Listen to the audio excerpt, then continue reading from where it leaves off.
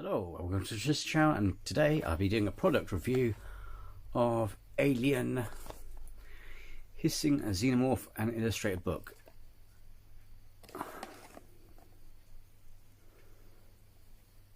Alright, excuse the mess in my room. But Hissing Alien Xenomorph, an illustrated book. Comes with sound. This kit features a bust alien of figure of it's very hard to read for the camera. This kit features a bust figure of the alien Xenomorph equipped with a retractable inner mandible, head and hissing sound effects. The kit also includes a 48-page book featuring quotes and full colour photos from the 1979 film Alien. So let's open this up.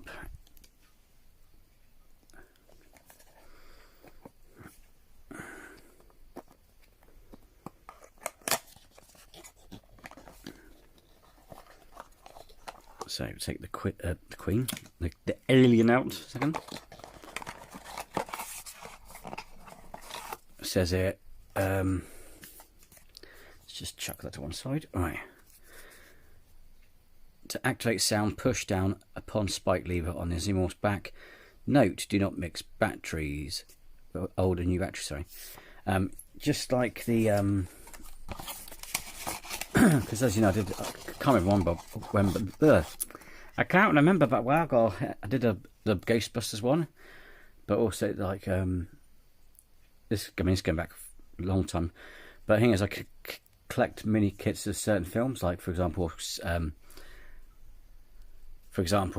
it Star Trek? We get the Enterprise that lights up, and I've got the Ghostbuster ones, like a proton pack. Near as many kits you get, but anyway. So let's give a quick look at the book. So you get this book here, Remembering a Classic by Robert Perlman, is the one who presented this book.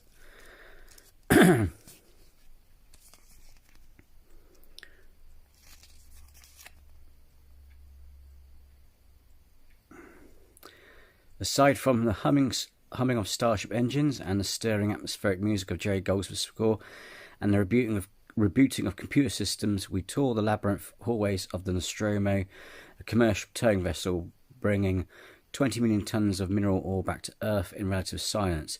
It is within this first quiet and tranquil moments of Ridley Scott's 1979 film Alien that we find 7 crew members: Captain Dallas, Tom Skerritt, Warrant Officer Ripley, Sigourney Weaver, Navigator Lambert, Veronica Cartwright, Executive Officer Kane, John Hurt, Science Officer Ash, Ian Holm, Chief Engineer Parker, Yapaf Koto, and Engineering Technician Brett Harry Dean Stanton. Waking from long sleeps in their individual cocoon-like stasis chambers after a hearty breakfast, they learn that they are not in fact nearing Earth, but instead on outreaches of space. The ship's computer mother has woken them early to investigate a mysterious transmission emanating from a nearby planetoid in their Zeta 2 Reticula star system, which I always found was a nice twist, because that's like incorporating some of the UFO mythology in a way, isn't it? As the crew prepare, the Greys in that post come from. As the crew prepares to land and a canopy of the crew's voices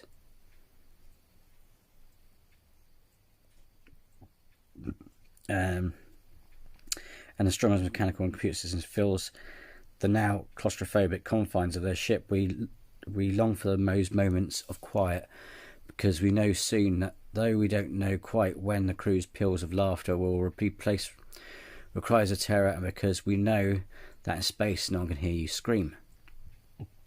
Pardon me. The ship is damaged during landing, and Dallas, Kane and Lambert form a search party to find the source of the transmission. After some time, Ripley deciphers that the distress call is actually a warning, but discovery comes too late for Kane, while assessing a field of eggs found in the wreckage of an ancient alien spacecraft, is attacked. Dallas and Lambert bring Kane, whose face is hugged by an alien organism, back to Nostromo. Ripley's ordered quarrying Ash, who, spoiler alert, is discovered to be an android whose secret agenda was to bring the alien back to Earth no matter the cost. lets them onto the ship. The crew leaves the planet and tries to deal not only with the damage of the ship, but also Kane, whose face is still being hugged by the organism, as well as their now fractured relationships. It is only after the creature bursts from Kane's chest during the cinema's most talked about dinner party and grows to its true form, a giant unstoppable killing machine, that we see Death's true form. A xenomorph designed by H.R. Giger. It is a sleek, brutal, double-mouthed, armour-plated, acid-blooded killing machine that wipes out the entire crew, but for Ripley, the mother of all modern-day female action heroes. Again, which is funny when you look at films like Aliens and Terminator. So you've got Sarah Connor and Ripley, and people say there's never been any strong female leads or characters. These women were doing it before the woke period, you know what I mean? So it's kind of ironic that they forgot about Ripley. So, and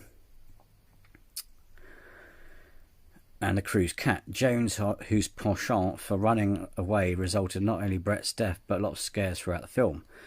Though the Xenomorph, an alien written by Dan O'Bannon from a story by Dan O'Bannon, Ron Shusett, whatever you return, is ultimately blasted into space. Is even more deadly. Kith and kin return to no fewer than 6 film sequels and prequels, with more on the way, as well as a series of successful books, comics and video games. In space, no one can hear you scream. So have a quick flick through it, because I'll read it for you.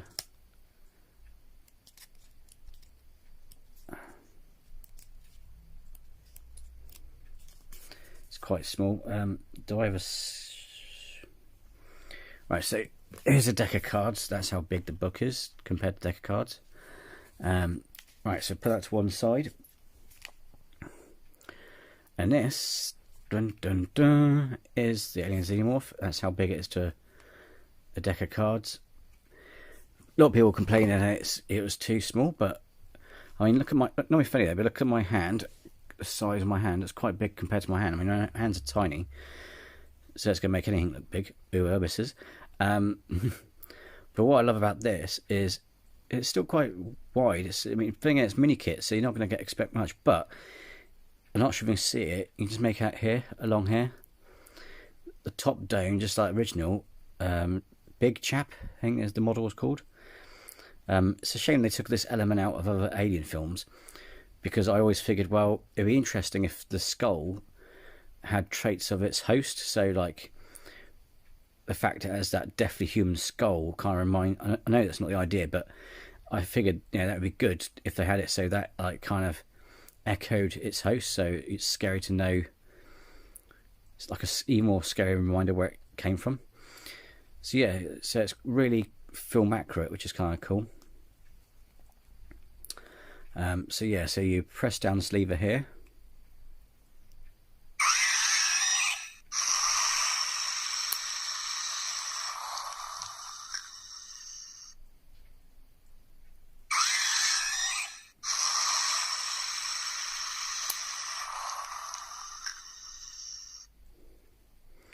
So yeah, it only cost me about £8 on Amazon.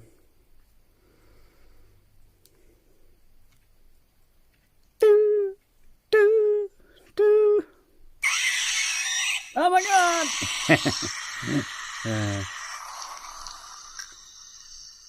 So yeah, it's not a bad collector's piece, you know what I mean? So yeah. Yeah, so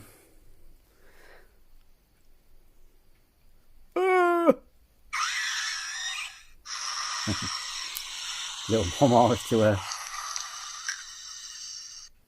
Oh, that'd be it. No, you feel it like that size, isn't it?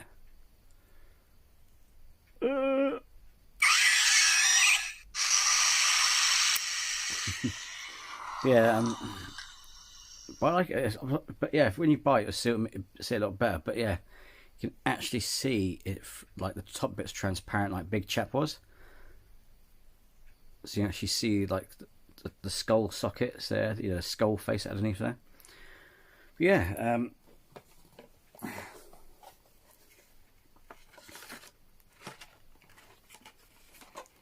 oh, try and get back in there without breaking it. I'll probably put it on the shelf, like put the box on the shelf and put it on top of that. But yeah, altogether, the actual inside the box was near enough a same pack of cards as a size of pack of cards.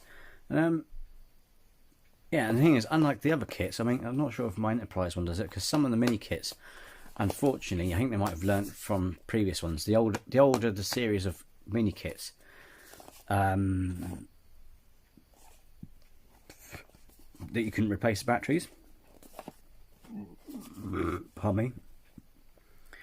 Or to make it last longer, what I usually do for the ones you can't replace batteries for is the tab you took out, just wedge it in between batteries so to make them last longer. But yeah, if you're a fan of the Alien franchise, I seriously recommend this. It's a nice little piece, collector's piece. And yeah, that is like I'll put a link to the description below. Obviously, if you don't live in the UK, then you just go to another Amazon. But I'm sure there's something you can sort out. But yeah, it'll probably give you product number for Amazon anyway. But yeah, so I'll put a link to the Amazon thing below in the description below. And yeah, I highly recommend it. If you're a geek, well, just if you're a geek and you're a fan of the Alien series, I seriously franchise, whatever, you know, I seriously recommend this thing. Or if you know someone who is a fan of the franchise, then you know, if you know someone who's a fan of the franchise, then you can buy it for them as a gift, you know, either a little birthday treat thing, or you know, or as a stocking filler or something like that. So anyway, where did I put it? So yeah, again, my review of the Alien Hissing Xenomorph and Illustrator book. If you like this video, then hit the like, and if you're new to the channel, then please subscribe, because it'd be great to have you here. So until my next review or video, or however, I shall see you there. See you soon. Take care. Be well.